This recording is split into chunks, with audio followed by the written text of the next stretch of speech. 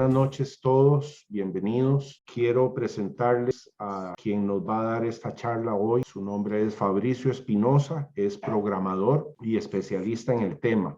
Sin más preámbulo, lo dejo con él. Es más, salgo de cámara para que capturen toda la atención en él y cualquier cosa aquí estoy sirviéndoles con mucho gusto. Bienvenido, Fabricio. Bueno, buenas noches a todos, mucho gusto. Mi nombre es Fabricio Espinosa.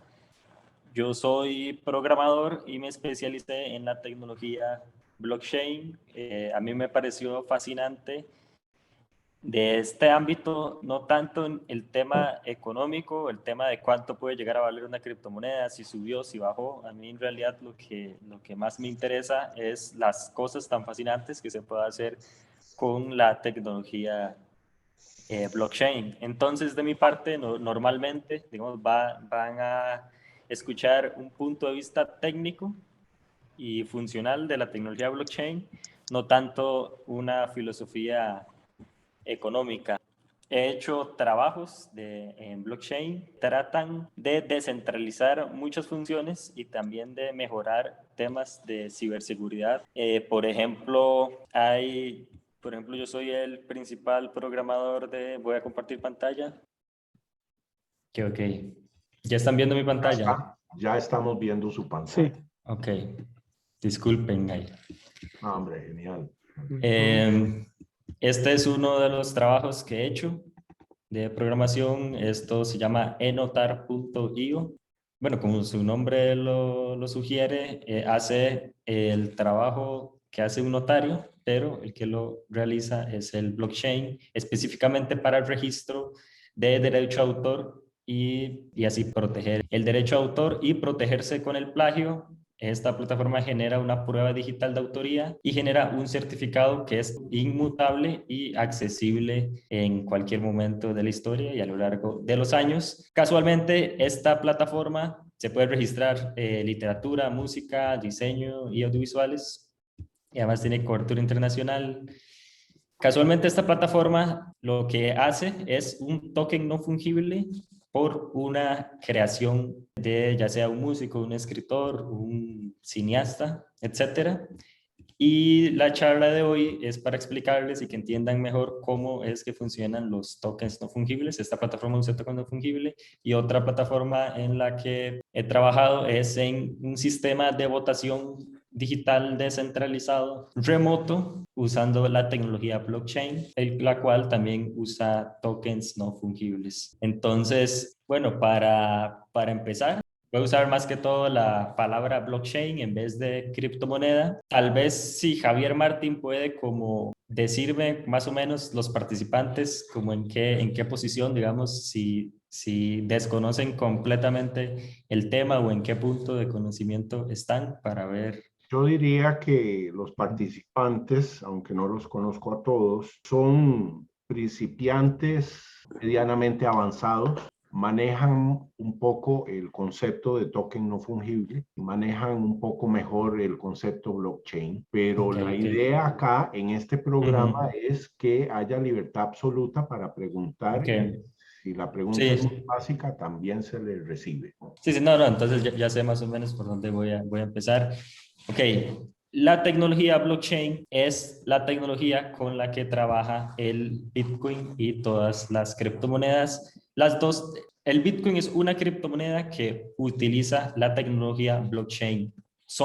Conceptualmente son dos cosas diferentes. El Bitcoin es algo diferente que el blockchain, pero las dos fueron creaciones que salieron a la luz al mismo tiempo. Cuando se publicó el Bitcoin, también se publicó el blockchain, y ambas cosas para mí tienen igual de importancia.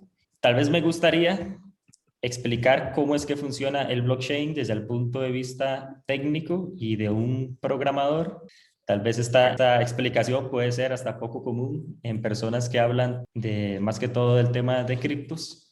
Entonces, voy a explicar primero cómo funciona el blockchain. El blockchain, el punto más primitivo es la función de hash. Igualmente, en cualquier momento, en cualquier punto, ustedes pueden hacer preguntas y yo se las aclaro. La función de hash es un algoritmo que agarra una entrada de datos y lo convierte en un hash. Un hash es una cantidad fija de caracteres, en realidad son bytes, pero igual se representan con caracteres, que es esto lo que dice hash, el cual no importa cuál cantidad de datos hayan. Como ven, cada vez que yo ingreso una letra, cambia el hash. Mira, no sé si lo ven bien, si lo notan. Ok. El hash es el resultado de comprimir una cantidad de bytes y bits de información digital para traducirla siempre en un valor del mismo tamaño. Por ejemplo, yo puedo poner hola, soy Fabricio, es una oración, y yo puedo seguir escribiendo aquí párrafos de párrafos de párrafos. Si yo quiero, puedo copiar y pegar la Biblia, que son miles de páginas, y siempre va a generar un hash de 64 caracteres. Puede ser una letra o puede ser miles de letras o decenas de miles de letras o decenas de miles de información que siempre va a dar 64 caracteres únicos. Eso es otra cosa que es extremadamente improbable que hayan dos hash iguales, aunque sean solo 64 caracteres, pero las posibilidades de que se repita un hash son trillones. Entonces, luego está el concepto bloque. Un bloque es igual como lo que acabamos de ver, tiene datos y tiene hash. La diferencia, como pueden ver, el fondo es color verde. Cuando yo ingreso un dato nuevo, se puso color rojo porque se rompió la cadena o se rompió o el hash actual no coincide con el hash deseado. Entonces, por ejemplo, como pueden ver, si esto está en color verde, o sea, no hay nada de datos, hay 4 ceros en el hash, 4 ceros. Entonces, si yo ingreso cualquier dato, ya no hay 4 ceros, entonces este bloque no funciona. Entonces, para eso existe el minado. Como pueden ver, aquí hay un número nonce, que es un número que se combina con los datos y tiene que generar un hash que empiece con 4 ceros. Entonces voy a minar con la computadora. Entonces, esto lo que encontró fue un nonce, que es este número, 22685, que se combina con estos datos y genera un hash de 4 ceros, por lo cual este bloque es válido. De igual forma, entonces, aquí se representan las transacciones de un blockchain. Entonces, por ejemplo, está la transacción Fabricio, está la transacción Javier, está la transacción Johnny, está la transacción HC Trejo. Para hacer válido este bloque, para cerrar el bloque, hace falta minarlo. Aquí realmente sí lo estoy minando con la computadora y empieza en 4 ceros, el cual el hash es válido. Una cadena de bloques es varios bloques consecutivamente, como pueden ver, bloque 1, bloque 2, bloque 3, bloque 4 y bloque 5. Donde cuando se crea un nuevo bloque, por ejemplo el último bloque 5, se mete nueva información al bloque y se pone color rojo, por lo cual hay que minarlo. Pero vean qué interesante lo que pasa si yo altero el bloque 3. Todos los bloques consecutivos se ponen en color rojo y el bloque 3, 4 Se congeló. se congeló mi señal. Ya. No. No, bueno, pudo haber sido la mía. Disculpen. Ok. Entonces aquí yo le doy minar en el bloque 3, se puso color verde, pero vea que el 4 y el 5 están color rojo. Es porque se compara, porque el bloque anterior y el bloque actual ocupa empezar con 4 ceros y se combinan los hashes de los bloques anteriores. Entonces por eso yo mino el bloque 3, pero siguen estando en rojo el bloque 4 y 5, por lo cual tengo que minar el bloque 4 y el bloque 5. Esto lo que hace es que entre más antiguo un bloque, más poder computacional se necesita para poder alterar o falsificar una entrada. Por ejemplo, si aquí yo le quiero agregar María, todo se me puso en rojo, entonces yo voy a tener que tener exponencialmente cada vez más poder computacional para poder ir minando los bloques hasta el último bloque para llevar digamos, llevar la verdad, llevar lo que es creíble en la cadena de bloques. Cada nombre, cada ejemplo que yo pongo un nombre, puede simbolizar un token, una transacción de dinero o un token no fungible, que ahorita voy a explicar qué es un token no fungible. Y luego está que el blockchain es distribuido. Como pueden ver, está el mismo ejemplo de 5 bloques. En el eje X y en el eje Y está el peer A, peer B y peer C. Digamos que son 3 nodos o 3 mineros. 3 personas que mantienen la misma copia exacta de la cadena de bloques. Entonces, por ejemplo, si yo quiero agregar Fabricio, mino, y como pueden ver aquí el bloque, vamos a ver, el bloque, el hash del bloque 5 del peer A está 0000 B2, empieza con B2. Y si se compara con el resto, empieza con E4. Y el otro empieza con E4.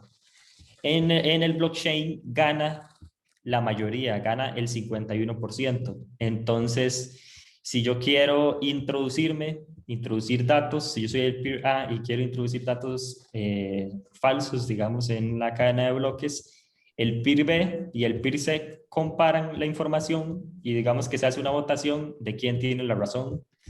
Y al final gana la mayoría y este bloque queda excluido de la cadena, el peer A.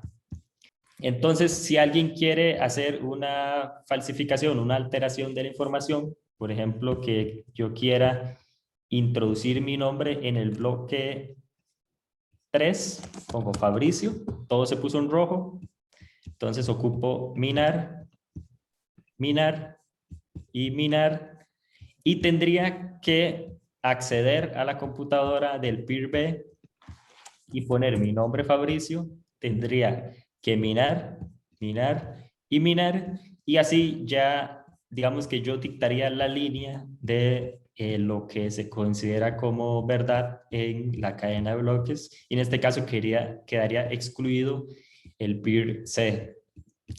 Esto es algo que sucede todos los días en cientos de miles de computadoras.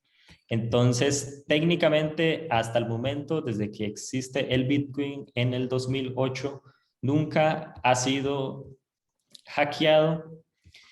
Esto es porque no existe una sola entidad, una sola empresa, un solo gobierno o un solo lo que sea que tenga la suficiente cantidad de computadoras y de poder computacional para poder tener el poder del 51%. Digamos, al final, esto tiene muchas capas de seguridad, digamos, primero está la capa de seguridad en el eje Y, que es el de tener la mayoría, el ABC, el que tiene 2 de esos 3, es el que va a tener la mayoría, y también está la capa de seguridad del eje X, que son que entre cada bloque está vinculado con el anterior, por lo cual si se altera uno antiguo, cada vez se hace más difícil computacionalmente alterar los siguientes. Por eso es que, bueno, normalmente lo que recomiendan en una transacción de Bitcoin es esperar que tenga unas 6 confirmaciones. Si las confirmaciones, si ustedes ven el término en criptomonedas, las confirmaciones significan la cantidad de bloques que tienen de profundidad. Entonces, por ejemplo, el bloque 1 tiene 1, 2, 3, 4, tiene 5 confirmaciones el bloque 1. Entonces, ya esta criptomoneda, esta transacción, se considera ya dinero ya completamente seguro y blindado. Si alguien quiere hacer una alteración en el blockchain, tendría que hacerlo prácticamente en el primer bloque. Entonces, ahora viene la otra capa de seguridad, que es el tiempo. Se Perdón, mina, ¿sí? Tenemos una pregunta de Quisiera hacer Paola. una pregunta. ¿La Sí, está bien. cantidad de bloques de profundidad implica que para poder abrir o cambiar ese bloque hay que hackear 5 niveles? O sea, 5 nodos. Ujú. Sí, sí, sí, Ah, ok. sí, sí, sí, Ya. sí, no, digamos, esto de peer A, B y C son los nodos, pero Ah. esto es A, B, C, estos son nodos, nodos son computadoras que tienen una copia exacta de la cadena de bloques. Entonces, si uno quiere alterar algo en esta profundidad, uno, por ejemplo, aquí hago un cambio, aquí. Los No 5 que solo... están encima. Ajá. Ajá, no solo tengo que tener el poder computacional de todos estos bloques para minar todos estos bloques, sino que también necesito el poder computacional de A y B. Ah, exacto. Y, Entonces, y ahí necesito... ya Ajá. entiendo, ya entiendo. Ok. Hay Ujú. hay que hackear al nivel del mismo nodo y además algún otro nodo o un porcentaje de nodos equivalente a la mitad más uno. Sí, A la exactamente. mayoría simple. Ah, ok, Al, gracias. al 51%. Y Ujú. además está el factor del tiempo, que cuando se cierra un bloque, digamos que ya cada vez entra en la cadena de seguridad. Entre más profundo, más seguro está el bloque. Ujú. En el Bitcoin se mina un bloque promedio cada 10 minutos. Ajá. Entonces, si alguien quiere hacer todo este quilombo de minar 10 bloques, por ejemplo, tendría que minar 10 bloques antes de 10 minutos, necesitaría hacerlo en ese tiempo. Si se minó un bloque nuevo, ya estaría completamente perdido y ya no podría engañar a todo el resto de la cadena de bloques. Entonces hay muchas capas de seguridad que tiene el Bitcoin y el blockchain que lo hace inhackeable, que hasta la fecha no se ha logrado hackear porque es algo computacionalmente y se necesita tanto poder que literalmente aún no ha existido nadie que haya podido doblegar toda la cadena de bloques. Entonces, bueno, antes de pasar ya al tema de los tokens no fungibles, no sé si hay alguna duda hasta el momento. Tengo una. ¿Por qué no se había pensado antes en algo tan, ahora lo considera uno sencillo, ¿verdad? Yo sé que es una pregunta filosófica, pero puede salir una respuesta muy interesante, porque lo mismo dice uno del zipper, lo mismo dice uno del clip, del quitaipón. ¿Cuál es su concepción de la genialidad de Satoshi Nakamoto al encontrar esto que ahora nos resulta bastante lógico? Sí, ahora algo es algo que es lógico, pero sí, ¿no? Es bastante interesante y es por eso que Satoshi Nakamoto es prácticamente la persona o entidad que más admiro en el mundo, en realidad. Pero algo interesante es que él no inventó la función de hash, ya existía. ¿Cierto? Las tecnologías distribuidas ya existían, digamos, o sea, prácticamente toda la tecnología independiente, todas las herramientas ya siempre han existido, digamos, desde los años 80, 90. Y simplemente fue la persona que se le ocurrió agarrar todos estos elementos e integrarlos en una sola solución y solucionó un problema que llevaba cientos de años sin solucionarse, que era el dinero digital y las transacciones. Entonces, sí, Ok. porque el blockchain no solo soluciona las transacciones de dinero digitales, sino que obviamente también soluciona las transacciones de dinero de cualquier tipo, sea oro, sea cualquier tipo de valor. Ujú. Yo tengo una consulta más, Fabricio. Esto Ujú. que nos explicaste de cómo cada un bloque encima de otro es el nivel de seguridad específicamente de la cadena de bloques. La Ujú. encriptación sería un paso adicional que es cuando se forma el hash, ¿cierto? Sí, bueno, eso se me olvidó explicarlo. Por ejemplo, en el nonce, voy a hacerles zoom. El nonce es es la, digamos, el hash es la suma del nonce y del dato y de los datos. Los Ajá. datos son las transacciones. Entonces, ¿qué es lo que hace un minero técnicamente? Imagínese que yo tengo que averiguar, digamos, esto es un cálculo matemático que no se puede hacer de ninguna forma, o sea, no tiene ninguna fórmula. Lo que tiene es simplemente prueba y error. Entonces, por ejemplo, yo no tengo nonce, lo tengo en blanco. Está en rojo. Necesito que se ponga en verde. Necesito que esto tenga 4 ceros. Y tengo los datos. Entonces, yo necesito conseguir que esto tenga 4 ceros y lo único que puedo poner son números. Entonces, pero 1, no, 2, no, 3, no, 4, no, 5, no, 6, no, 7, no, 8, no, 9, no, 10, no. Esto es lo que hace una computadora en fracciones de segundos y con cantidades de poder computacional inmensas. Por ejemplo, si yo lo doy minar, realmente mi computadora hizo todo eso, probar número por número y encontró el número 50.172. Entonces, ese es el tipo de encriptamiento que se hace para, para validar un bloque.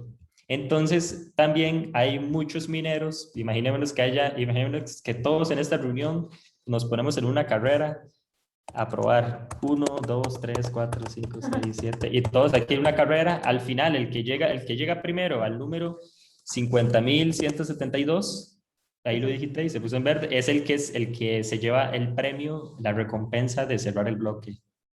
Digamos, entonces son todo el mundo compitiendo a ver quién, y es suerte, es pura suerte, literalmente. Suerte y también entre más capacidad computacional es, digamos, la velocidad que uno tenga con los dedos. ¿Verdad? Entonces esa velocidad es lo que dan las computadoras modernas y para poder obtener el hash de forma más rápida.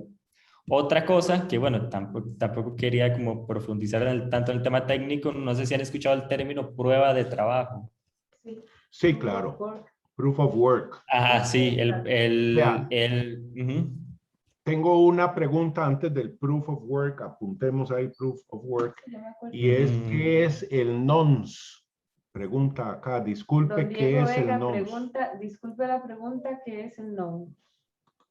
Ok, nonce. El nonce imaginémonos que, digamos, el nonce es un campo que está en los bloques, que es un número para que se suma con el data que da como resultado el hash. Pero no importa, igual yo puedo poner un nonce antes, digamos, no hace falta que sea un campo por aparte, sino que igual yo puedo probar 1 Fabricio, 2 Fabricio, 3 Fabricio, 4 Fabricio, 5 Fabricio, 6 Fabricio, 7 Fabricio, ¿verdad? Hasta que se ponga un color verde.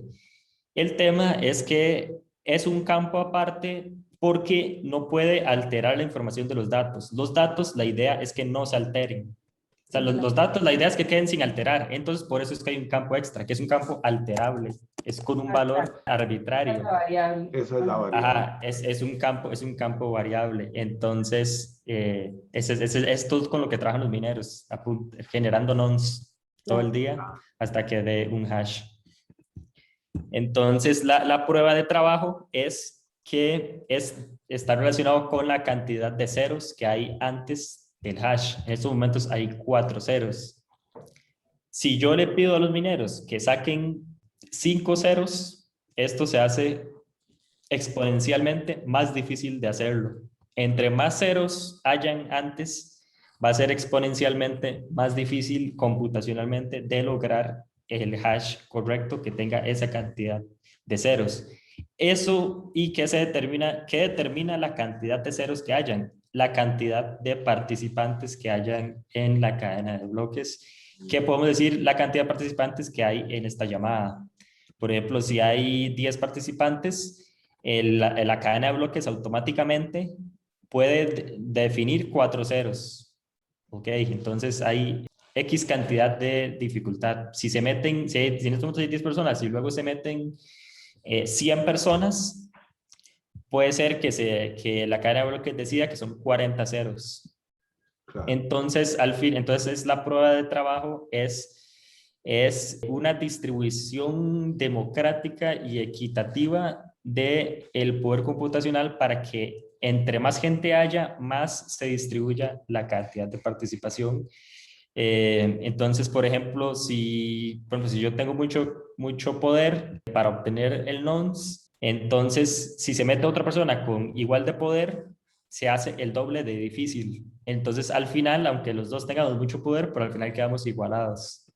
Entonces, eso sucede igual. Cada bloque se define la cantidad de ceros que hay que, igual con matemática, se define eso. Entonces, básicamente eso es la prueba de trabajo. Es la relación que hay entre el nonce, porque obviamente, digamos, aquí hay 50,000, pero puede ser que en realidad haya que sacar 5 millones de números. Entonces, entre más gente haya, pueden ser 50 millones, 500 millones. Entonces, es como una lotería que con 500 millones de boletos para pegarse la lotería.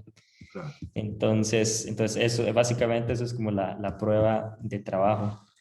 Ok, bueno, entonces esto, digamos, a mí también me gusta dar como este tipo de explicación, aunque está un poco salido del tema, pero tal vez es un punto de vista de explicar cómo es el blockchain, ya desde el punto de vista de un programador que conoce exactamente cómo es que funciona por debajo. Y para los que quieran luego meterse a esta página, esto es una página web donde ustedes pueden hacer esto mismo que yo estoy haciendo, que se llama, voy a poner el link en el chat.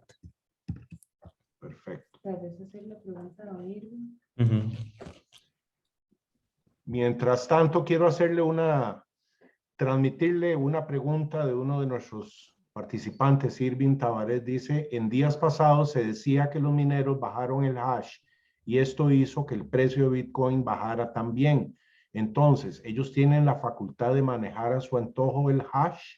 Y hay que recordar que, digamos, por ejemplo, aquí yo elegí esta imagen de blockchain porque cada luz es un minero, una computadora, y esto es el mundo.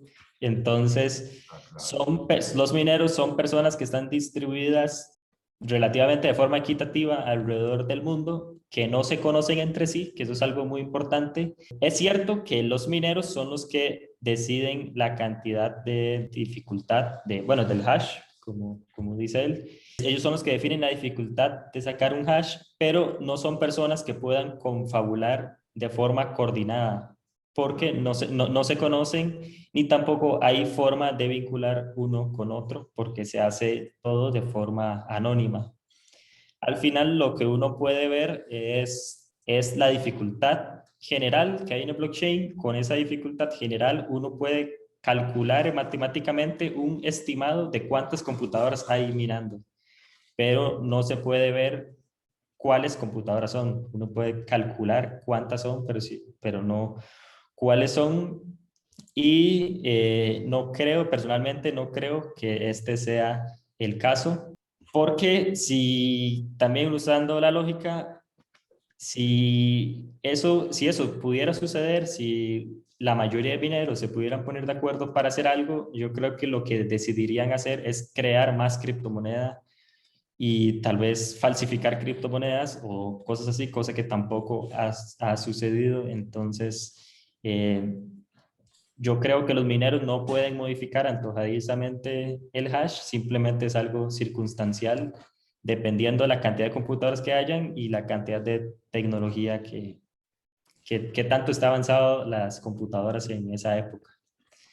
No A sé ese si... propósito, yo quiero hacer una acotación que fue la bifurcación llamadas testigos segregados, SegWit 2, creo que fue aquel famoso pleito de si vamos a ampliar el tamaño del bloque, vamos a beneficiar a los mineros, que si usamos el testigo segregado que resultó en Lightning Network, estaríamos beneficiándonos los usuarios.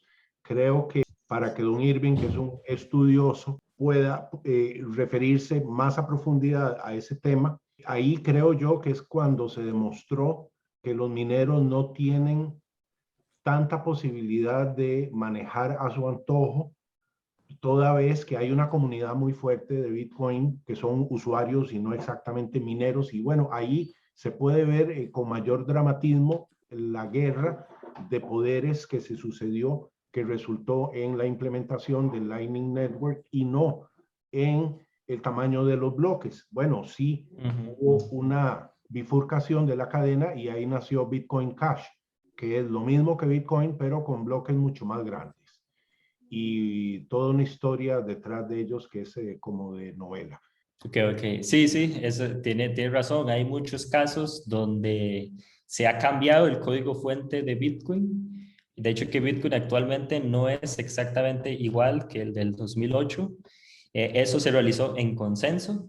Hubieron desarrolladores voluntarios que hicieron sus propuestas, pero para que esos cambios en el código se implementaran, tuvo que haber un consenso y la mayoría de nodos tuvieron que implementarlo para que el Bitcoin original tuviera un cambio. También está el caso de las bifurcaciones, que es cuando no pueden lograr una mayoría para hacer un cambio y simplemente se separan y ellos continúan su propio camino. Por eso se llama bifurcación. Entonces, sí, sí, interesante. Don Irving le agradece a usted, don Fabricio, dice. Muchas gracias. Ok. Sí, yo también agradezco mucho. Es muy valiosa esta información. Qué bueno. Entonces, están los tokens no fungibles. Probablemente si ustedes están como tal vez siguiendo medios de comunicación de criptomonedas y así, blockchain, hace unos meses se pusieron de moda, así increíblemente, el concepto que se llama NFT o tokens no fungibles o non-fungible tokens, que eso es lo que voy a explicar. Primero, tal vez voy a explicar qué es algo fungible. La definición de fungible es que cuando se hace la suma de un grupo de cosas o objetos, puede sustituir otro grupo y lograr el mismo valor. Por ejemplo, si se ve un saco de granos, se considera un saco de granos, pero cada grano lo que hace es sumar a la cantidad que se considere saco de granos. Si un saco de granos son 100 gramos, 100 granos, 100, cada grano individual no tiene ninguna distinción. Al final es un grano que se conjunta y genera un saco. Entonces, ya para que sea más claro, igual que los dólares, es lo mismo un billete de $10 que 10 billetes de $1 o 100 centavos son $1. Al final, no importa qué combinación de números usted puede hacer, usted puede lograr cierta cantidad de dólares usando cualquier cantidad de subdivisiones de el dólar. El Bitcoin o los tokens, que ahora te voy a explicar qué son los tokens, se consideran fungibles porque uno al final lo que tiene es un saco de bitcoins que puede estar compuesto por varias transacciones, donde yo tengo 10 bitcoins, pero al final yo puedo subdividir cada bitcoin en 100 millones de partes y al final cada bitcoin no tiene un distintivo como tal. Al final es una fracción o un entero de bitcoin, pero no se puede distinguir cuál de todos los bitcoins es. O sea, sí se puede distinguir en temas de la cadena de bloques, pero en concepto no se puede distinguir. Voy a volver a esta imagen. Cuando les explique qué es no fungible, ya van a entender más de esta explicación. Entonces, el Bitcoin se considera una criptomoneda. Primero les voy a explicar la diferencia entre criptomoneda, token y token no fungible. Una criptomoneda es una moneda que usa su propio blockchain. En el caso de Bitcoin, Bitcoin es una criptomoneda que usa el blockchain propio de Bitcoin. El Ethereum también es una criptomoneda que es una bifurcación de Bitcoin, es una copia de Bitcoin, pero le agregaron la habilidad de hacer tokens. Tal vez hayan escuchado el concepto de los tokens de Ethereum o los tokens ERC20, que bueno, esto permite a cualquier persona poder hacer su moneda basada en Ethereum. Nosotros en este grupo podemos fundar nuestra propia moneda y lo que hacemos son 100 tokens de Ethereum, hacemos una emisión de 100 tokens y nosotros podemos intercambiar entre nosotros, pero lo que se usa es el blockchain de Ethereum o la cadena de bloques de Ethereum para hacer las transacciones de los tokens. Entonces, la diferencia entre una criptomoneda y un token funcionan igual. usted puede tener un monedero, usted puede transferirlos, puede subdividirlos, puede hacer igual que una criptomoneda. La única diferencia es que las transacciones suceden en otro blockchain que no es o sea, que no es el propio blockchain, sino que los tokens de Ethereum usan el blockchain de Ethereum. Y Ethereum es una criptomoneda que usa el blockchain de Ethereum, pero el Ethereum es la criptomoneda como tal, al igual que el Bitcoin. Les voy a explicar qué es algo no fungible. Aquí tengo una imagen de cédulas de identidad. Se pueden considerar que son documentos parecidos, digamos, a un billete o una tarjeta, una carta. Lo único es que todos son únicos. Toda esta, aunque uno pueda agruparlo, al igual que el saco, yo puedo hacer una montaña de cédulas, pero al final cada cédula individual va a ser única y no se pueden sumar. Yo no puedo sumar esto como una sola unidad, sino que cada uno independientemente ya tiene su valor y tiene su identidad. Entonces, en el tema de blockchain están las criptomonedas, los tokens y los tokens no fungibles, que son, como decir, cédulas o cosas únicas que se minan usando un blockchain padre. Un ejemplo de esto es algo que pasó con Ethereum, siguiendo con el ejemplo de Ethereum, que alguien sacó un juego de intercambio de cartas que se llama CryptoKitties o CryptoGatos, donde usa el blockchain de Ethereum, pero en vez de hacer criptomonedas o tokens, lo que hizo fue hacer un token no fungible por cada gato. Cada gato tiene su propio número único, consecutivo único e irrepetible. No pueden existir dos iguales, no pueden existir dos gatos iguales. Entonces, al final, lo que hacían los usuarios era intercambiarlos y venderlos. Cada criptogato además tiene como un algoritmo que el diseño, el dibujo de cada gato es diferente. Hasta llegó el punto, perdón, hasta llegó el punto donde un gato llegó a valer hasta $200,000.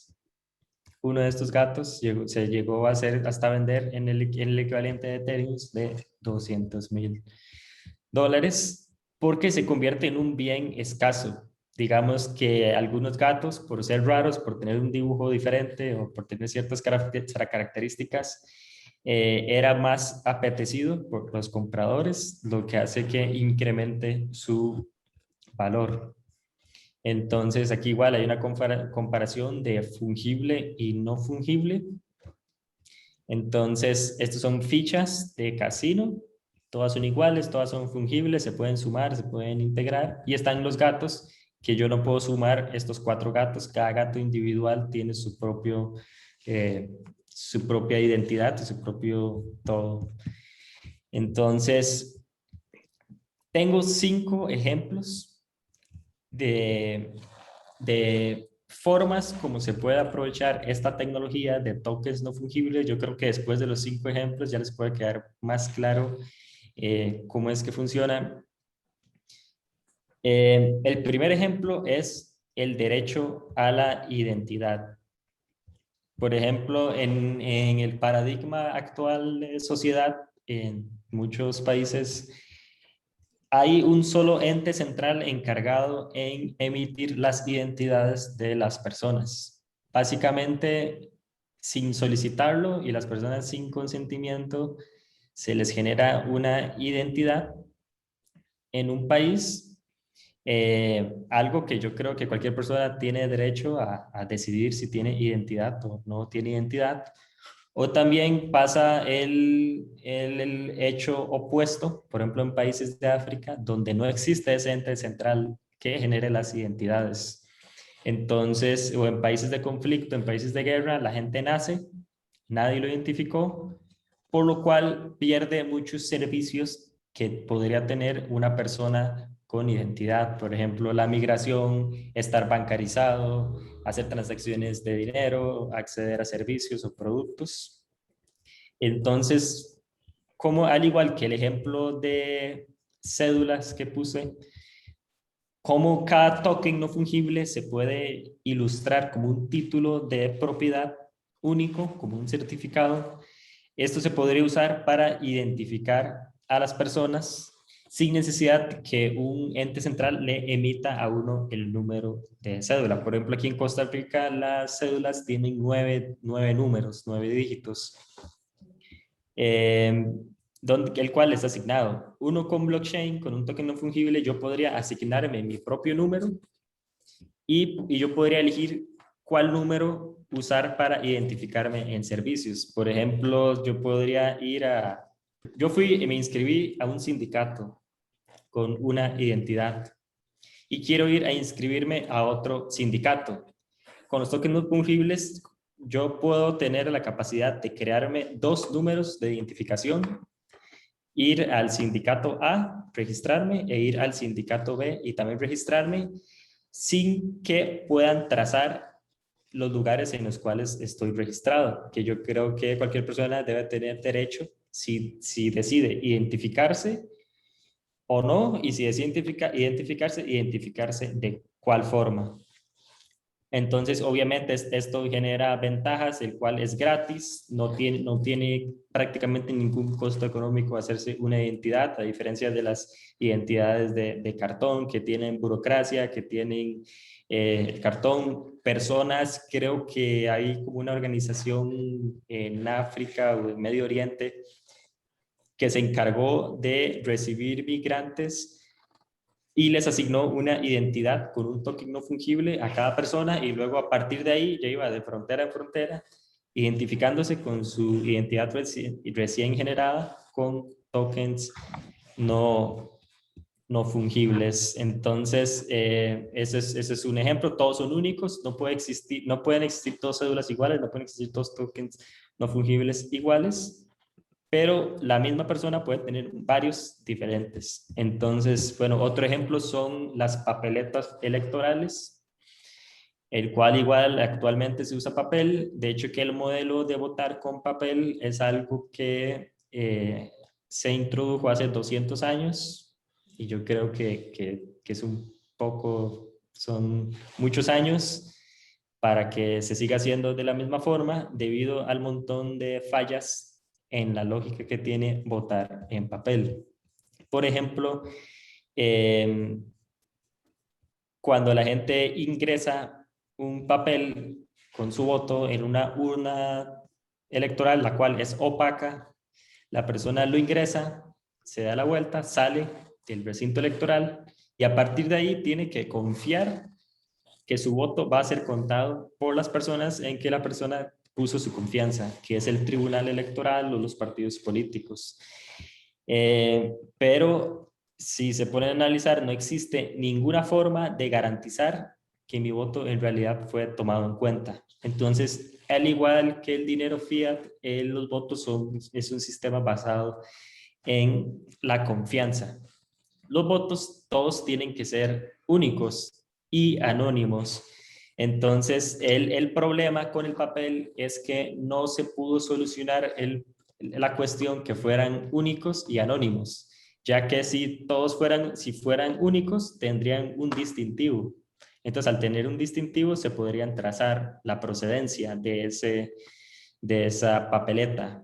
Entonces, es por eso que me imagino que se decidió que todos los papeletas fueran iguales para poder garantizar el anonimato. Lo que pasa con esta cuestión es que al ser todos iguales, si yo voté por la opción A, ellos simplemente pueden destruir mi papeleta A y meten una B, y no hay forma de comprobar que la mía era la A o la B, ya que yo no se lo enseñé a nadie y yo no formé parte del conteo de votos. Entonces, es un problema que tienen las papeletas de papel. Se pueden hacer papeletas con tokens no fungibles únicas. Bueno, eso es otro error que tienen las elecciones de papel, las cuales se supone que no existan votos duplicados. O sea, por ejemplo, si hay 1.000.000 de electores, se supone que al final todos los votos sumen 1.000.000. Los votos que no se ejecutaron, que sí se ejecutaron, y la suma de todos los votos tiene que cerrar siempre en la cantidad de electores.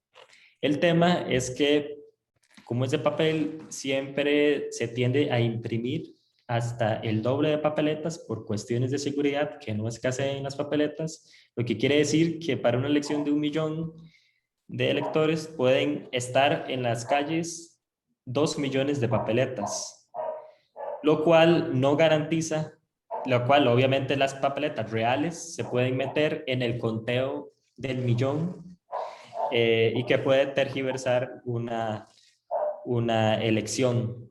Entonces, las elecciones además, el papel es algo que se puede reproducir y se puede generar en una impresora. Es al igual que los dólares. Tal vez ese concepto ya lo tienen claro, que los dólares simplemente se pasan por una impresora, igual los papeletas se hacen en una impresora. Entonces, no se puede garantizar una cantidad limitada de papeletas electorales.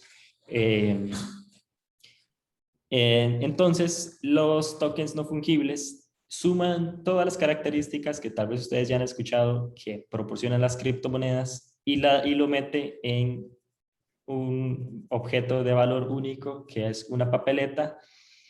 Por ejemplo, como ustedes saben, el Bitcoin tiene una cantidad limitada de Bitcoins, que la idea es que la máxima cantidad de Bitcoins que hayan sean 21 millones. Igual se puede hacer con las papeletas, se puede hacer una emisión de papeletas que son 1 millón de papeletas, que ahí es donde viene el ejemplo aquí de, por ejemplo, en el ejemplo anterior, estas transacciones pueden simbolizar transferencias de papeletas. Entonces, tal persona tiene una papeleta, por ejemplo, aquí hay 5 personas, 5 transacciones. Esto puede simbolizar 5 papeletas en el blockchain. Luego, esos 5 papeletas fueron distribuidos a los candidatos electorales a la opción que cualquier persona quiera votar. Por ejemplo, Darcy, Elizabeth, Lady Charlotte y Wickham tienen una papeleta. Esa papeleta, pero resulta que, bueno, aquí este ejemplo está más claro. Resulta que Ripley quiere votar por Lambert, Kane vota por Ash, Parker vota por Dallas, Higgs vota por Newt.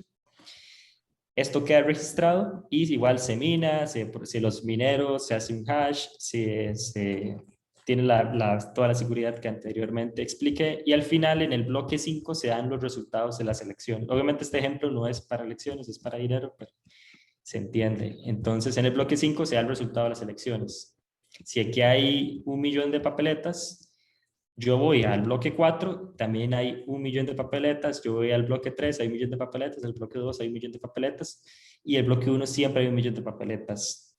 Lo único que sucedió fue que se cambiaron de propietario esas papeletas.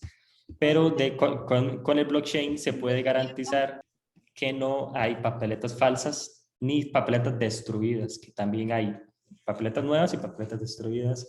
En el blockchain se hace una sola emisión, al igual que criptomonedas, no se pueden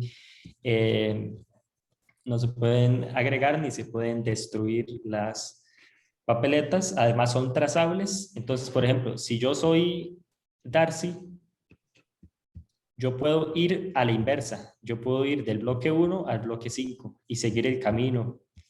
Y yo puedo ver que el voto mío llegó a la opción de mi preferencia, lo cual mi voto sí fue contado y sí fue tomado en cuenta. Entonces también elimina un tercero de confianza, que son los contadores de votos. Las personas que cuentan los votos no hacen falta porque cualquier persona puede contar su propio voto, lo cual da mucho mayor seguridad. Impresionante, hombre. Está... Realmente impresionante. Sí, cada uno de estos temas son todo un tema, o sea, son toda una discusión, pero ahí más o menos es en, por ejemplo, los títulos de propiedad. Voy a poner un ejemplo en Costa Rica, no sé si pasa en el resto de los países. El Registro Nacional es una institución que se encarga de tener el registro de la propiedad de los terrenos y las tierras de todo el país. Muchas veces las personas corruptas que están cerca del registro nacional alteran los registros de tierra para robar tierras que nadie conoce o nadie considera. normalmente pasa con los territorios indígenas. Resulta que los territorios indígenas son tierras vastas y grandes, algunas veces hasta vírgenes, los cuales los indígenas no tienen acceso a saber exactamente qué les corresponde a ellos. Simplemente es que alguien altere un registro para obtener una porción de tierra. Así es como se han hecho cientos de miles de dólares, de millones de dólares en robos de tierra, simplemente alterando los registros. Entonces, aquí es un caso perfecto donde se puede implementar la blockchain, donde, como hablamos anteriormente, los registros son inalterables e infalsificables y verificables a lo largo de la historia. Entonces, igual se combinan los tokens no fungibles, que es un token que tiene un valor único, el cual puede contener coordenadas.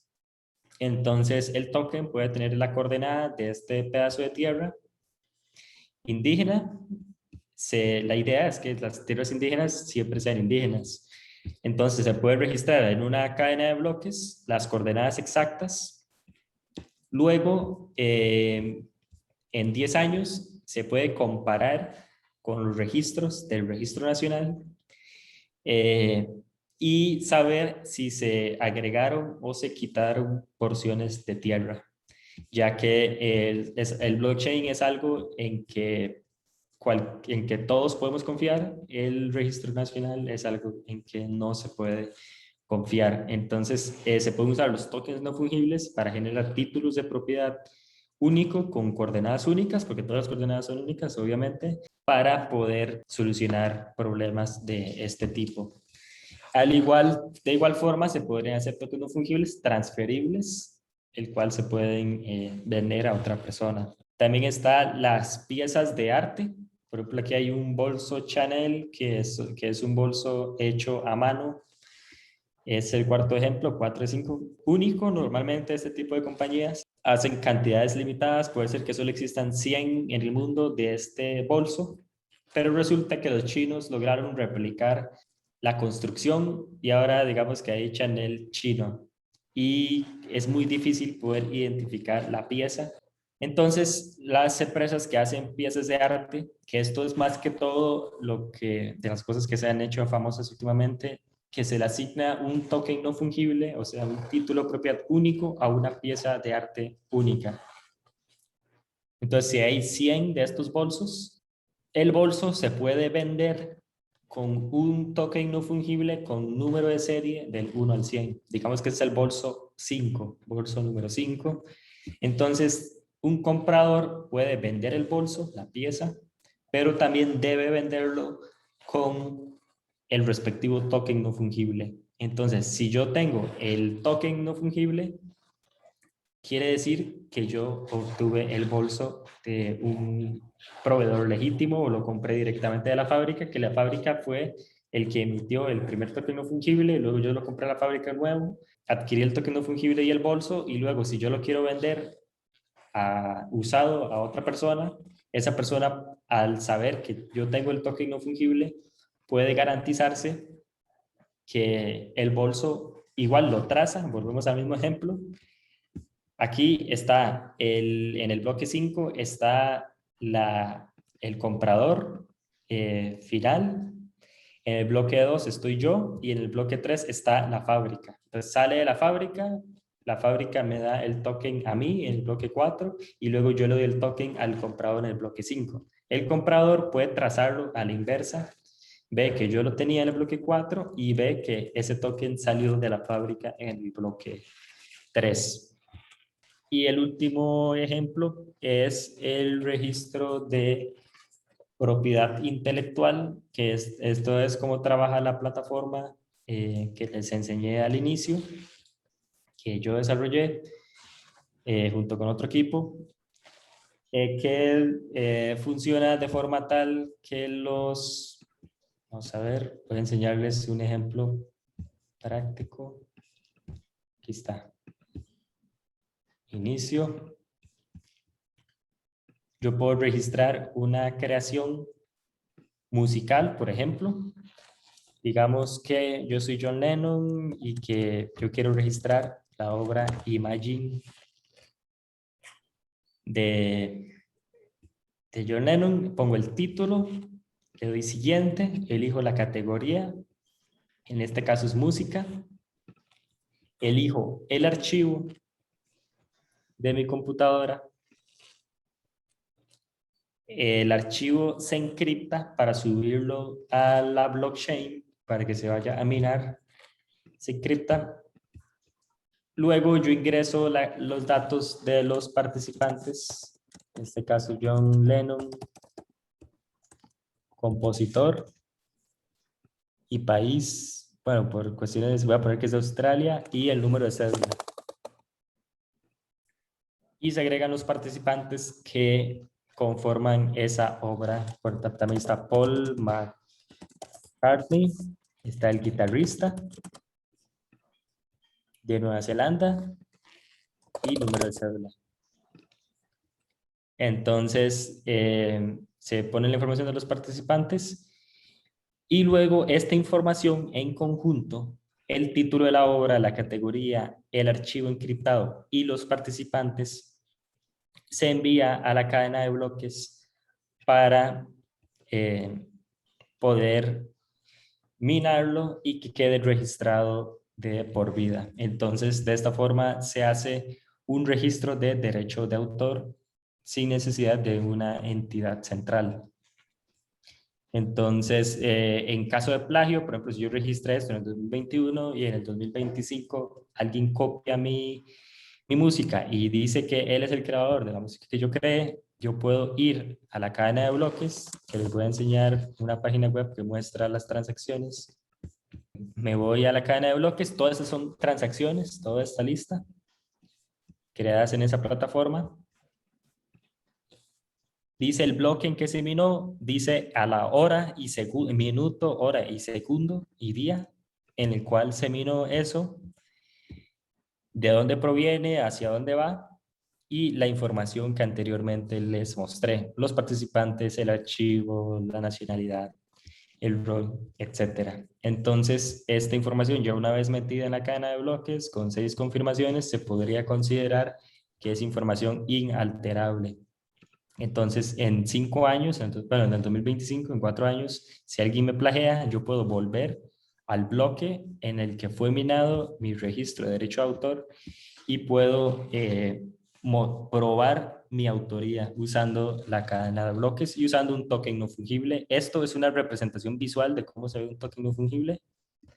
Pues tiene un valor, tiene datos, tiene un nombre, tiene un valor y tiene propietario. Y bueno, en este caso tiene fecha de expiración. Entonces, bueno, esta sería la última diapositiva de mi presentación. Entonces, no sé si surge alguna pregunta. Bueno, no, es más bien un comentario, agradecerle la profundidad de la información que nos ha compartido hoy. Un comentario que hace don Irving que dice, el token no fungible sería entonces como el certificado de autenticidad. Sí, exacto, exacto. De hecho, que digamos, ¿qué es un certificado? Un certificado es un documento único que está validado por una persona de confianza. Por una Entonces, autoridad. por una autoridad de confianza. Entonces, en este caso, la autoridad de confianza es el blockchain y el token no fungible es el documento único. Entonces, sí es una muy buena similitud, digamos, es una muy buena comparación. A mí me gustaría, don Fabricio, preguntarle a usted cómo pueden contactarlo a futuro, si tienen alguna consulta. Sí, que les voy a poner mi correo. Y bueno, no, pues agradecerle profundamente. Nuevamente vamos a estar hablando posteriormente acerca de trabajo en colaboración con la Universidad del Bitcoin. Eso ténganlo por seguro. Ok. No sé si algún participante tiene alguna pregunta o algún comentario. A mí me gustaría dar un comentario. Creo que es muy valioso la explicación que nos dio Fabricio por la visión que tiene desde su profesión, que es ser programador. porque yo entendía todos los conceptos, pero ya ver cómo funciona el blockchain así, me Sí, pareció de lujo. Estoy sí, fascinado. realmente Buenísimo. Sí, es lindísimo. lindisísimo, porque uno hasta hoy tenía el recurso de imaginárselo, pero nunca había entrado en un modelo como ese, ¿verdad? Es una gran cosa. Y Sí, ahorita sí. me surge una pregunta, bueno, sé que está en desarrollo, ¿no? Lo que es la computación cuántica. A futuro, ¿cómo podría impactar a la tecnología de blockchain? ¿Se podrían llegar a hacer esos cálculos con esa tecnología para hackear los nodos o pues sí los hashes en blockchain? Sí, porque digamos la computación cuántica es, digamos, como explicaba antes, la prueba de trabajo se ajusta la dificultad al poder computacional de toda la cadena de bloques. Obviamente la tecnología, por ejemplo, ahora en el 2021 son mucho más potentes las computadoras que en el 2008. Por ejemplo, yo podría decir que son 100 veces más potentes o hasta 1000 veces más potentes las computadoras actuales que Sí, las computadoras en el 2008, pero eso no afectó porque como fue un cambio tan gradual, poco a poco sacaban nuevas computadoras, la gente compraba nuevas computadoras, las metía en la cadena y la cadena se iba ajustando y nunca ha generado un problema. El tema con la computación cuántica es que el poder que se estima que va a tener una computadora cuántica es inimaginable, o sea, no son 1000 veces, sino son cientos de miles de veces más potente que las computadoras actuales y no sería un salto gradual, sino que sería un salto eh, inmediato. Entonces, si se usa una computadora cuántica con uso mal intencionado, es posible que pueda alterar algunas cadenas de bloques. De igual forma, habría que ver si hay en desarrollo, por ejemplo, una sola computadora cuántica, si una sola computadora cuántica puede competir contra cientos de miles de computadoras normales que estén en el momento en la cadena. Entonces, eso depende mucho de las intenciones que tengan los primeros creadores de las computadoras cuánticas. Puede ser que no tengan malas intenciones, no sé. Y también está del poder computacional real que se logre con respecto al poder computacional que ya haya por todos los mineros. Entonces, eso es algo que...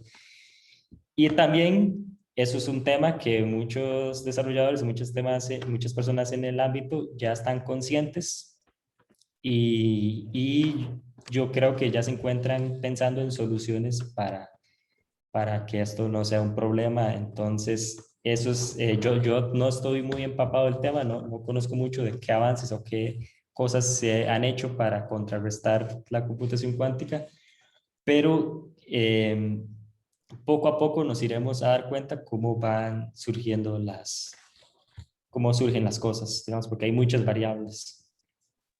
Oh, muchas gracias por tu respuesta, Fabricio. Mucho bueno, gusto. ¿alguien más tiene una pregunta o un comentario? ¿No? Entonces, estaríamos terminando acá agradeciéndole a Fabricio. Bueno, aquí está entrando una pregunta. Ah, no, es un comentario. Quiero agradecer la explicación de Fabricio. Dice don Irving Tavares, de temas técnicos, hacerlos fáciles de entender, hay que seguir trayéndolo definitivamente. Ah, Estamos, qué bueno, porque yo tenía como esa duda, digamos, de cómo, que si en realidad se lograba entender, digamos, como eran como, tal vez intenté hacerlo muy minimalista, pero al final uno termina hablando de muchas cosas y eso es algo que yo tuve la duda si fue fácil de entender, entonces Irwin me aclara que tal vez sí logré mi cometido. no, no, Sí, claro que sí. yo soy testigo de que sí. Sí, porque son conceptos abstractos, pero sí, como dice el compañero, los explicaste de una manera muy práctica. Sí, pragmático. Ah, buenísimo. Que sí, ahí mandé el link de la herramienta que usé para hacer al chat, para hacer la demostración del blockchain. Se llama Blockchain Demo. Entonces, si ustedes pueden sacar un tiempo después, pueden meterse, ir paso por página y gradualmente van entendiendo. Igual en la página principal de esa página hay un video de YouTube del creador que hizo eso y él mismo lo explica. Entonces, igual, como para que refuercen lo de hoy. Una Recordarles, pregunta, así, dele. Don disculpe, sí, disculpe, don Martín. Nada más, sí, una pregunta muy trivial. ¿Cómo te imaginas tú a Satoshi Nakamoto? Qué bueno. ¿La pregunta es para mí o para don Fabricio? Para Fabricio, Ah, disculpe. bueno, es que yo tenía el micrófono apagado, ¿sabes? Todo es impresionante que, por ejemplo, vea, le voy a decir las proporciones que tiene Satoshi Nakamoto y tal vez uno pueda imaginárselo. Estados Unidos es el país del mundo que más oro tiene. Tiene el 3.5% del oro del mundo. Y en estos momentos, Satoshi Nakamoto tiene sin usar desde hace 10 años 1 millón de bitcoins. Si se compara con el oro, Satoshi Nakamoto tiene el 5% de todos los bitcoins del mundo sin usar. Entonces podría decir que solo Satoshi Nakamoto tendría más poder que todo Estados Unidos. Entonces cuando yo me lo imagino, es alguien que tiene tanto peso y por ejemplo es algo hasta místico, no sé, no sé, o sea, para mí yo lo veo hasta algo religioso, o sea, es porque hay hasta alguien que dice que Satoshi Nakamoto viene del futuro y va hacia atrás para ir a conocer a Dios, porque en realidad él logró solucionar un problema que a mí en realidad, como decía al principio, el hecho que alguien se hizo millonario con Bitcoin o no, a mí no me interesa mucho. A mí lo que me interesa fueron los 5 ejemplos que di de cómo personas que no tienen capacidad de identificarse en África pueden hacerlo, cómo los indígenas se podrían proteger, que no les roben sus territorios, cómo podrían mejorar las democracias con sistemas de elección confiables, de elecciones confiables. Y Satoshi Nakamoto simboliza todo eso, todos esos cambios que vienen de la humanidad. Yo no puedo decir si es varias personas o una persona. Sí, porque sí es posible que sea una persona. Es muy poco probable, pero sí es probable que haya sido una persona.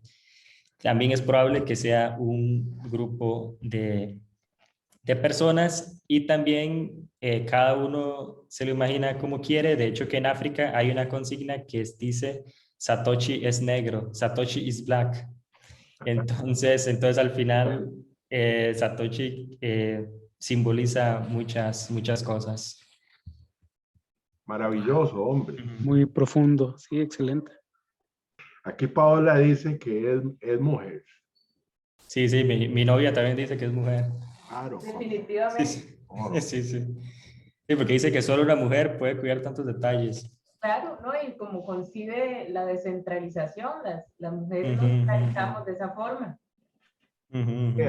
Ya que veo que sabe fundamentos más allá de lo que uno esperaba. Se habla de 5 personas que pudieron haber sido Satoshi Nakamoto. Uno de ellos sé que se llama Nick Szabo y que fue el que creó los contratos inteligentes o algo así. El que creó el concepto. Usted sabe de eso. Sabe de estos cyberpunks, que son como 5. No los tenía categorizados así como los 5, pero sí me he dado cuenta de algunos que se han autoproclamado Satoshi Nakamoto, pero hasta el momento ninguno me ha convencido, pero esa persona específica que usted menciona no la conozco. Ok, hay que revisar eso. Hay un artículo, o más bien es como una tendencia, que dice que son solo 5 cyberpunks los que teóricamente tienen la capacidad para haber hecho algo así. Algunos de ellos ya habían preparado alguna tecnología que se utilizó previamente a la concepción de la cadena de bloques. Tenía un nombre como Money algo, ¿verdad? Son como experimentos previos hechos por esta misma gente. Bueno, eso sería un tema que podríamos... Sí, interesante. Sí, a eso me refiero que tampoco es que él fue el que inventó todo, digamos, él simplemente juntó todos los elementos para hacer eso. Y sí, y una cosa que me parece muy admirable de Satoshi Nakamoto es mantener el anonimato, Sí. que hasta la fecha nadie sabe quién es, y también el gesto de que tenga 1 millón de bitcoins sin mover desde el 2009. Eso habla mucho de la persona que sabe que si el bitcoin se vincula con una persona, el enemigo puede vincular a esas personas con ideologías políticas o con países. Si la persona fuera rusa, dicen que es Rusia y que los comunistas, pero si la persona hubiera sido gringo o si hubiera sido africano, pero al no saber nada de esa información es lo que hace más que no se pueda atacar a que no tenga una sola cabeza. Bitcoin como tal no tiene una sola cabeza, y yo creo que, y muy inteligentemente, por eso él decidió mantener el anonimato para que el Bitcoin no pueda ser atacado. Que sea como las cucarachas, que uno mata una, pero hay un montón por todo lado, y nosotros somos parte de esas cucarachas. ¿Cuánto es lo que dice usted que tendría en su poder Satoshi Nakamoto? El tema es que aquí está el camión de basura, entonces puede ser que se escuche mucha olla. El tema es que hay personas que han analizado todos los mensajes y todos los correos y todas las comunicaciones que ha hecho Satoshi Nakamoto, que sí están comprobados que sí fue Satoshi Nakamoto por la época y por todo, donde hay monederos o wallets que puso Satoshi Nakamoto, y se sumaron cuántos Bitcoin hay en la posesión de todas esas, y son 1 millón de Bitcoins. 1 millón con M. Sí, con M.